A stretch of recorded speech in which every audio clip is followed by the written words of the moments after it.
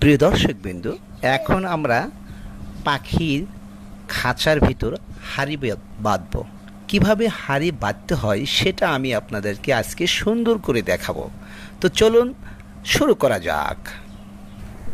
হাঁড়ি বাঁধতে চাইলে প্রথমে আপনাদেরকে মনে রাখতে হবে জিআই তার দিয়ে বাঁধা লাগবে, কারণ সুতা দিয়ে যত সুতা দিয়ে হাঁড়ি বাঁধেন না কেন, এই বাজরিগার পাখি ঠোঁটি এত বেশি ধার 7-8 দিনের বেশি যাবে না। ঠাস করে আপনার পাতিলটা পড়ে ডিম বাচ্চা সবই যাবে। তো আপনার বাঁধা উচিত হলো জিআই তার দিয়ে, নরম বা শক্ত টাইপের জিআই তার দিয়ে বেঁধে, টান টান করে বেঁধে তার মধ্যে একটু কাঠের গুঁড়া দিন। প্রিয় দর্শকবিন্দু, হাঁড়ির ভিতরে শুকনো কাঠের গুঁড়ো দিলে যেন পায়খানা শুকিয়ে যায় খুব তাড়াতাড়ি।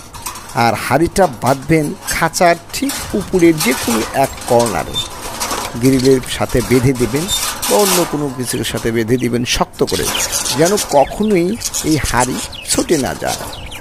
এবং হাঁড়ি সবসময় বাঁধা উচিত না যখন কোনো অ্যাডাল্ট পাখি ডিম দেওয়ার সময় হয়, ঠিক তখনই হাঁড়ি বাঁধতে হয়। এবং হাঁড়ি বাঁধা শেষ হলে তার ভিতর কিছু শুকনো কাঠের গুঁড়ো দিলে খুব ভালো হয়। ভিডিওটি ভালো লাগলে অবশ্যই সাবস্ক্রাইব করে পাশে থাকবেন।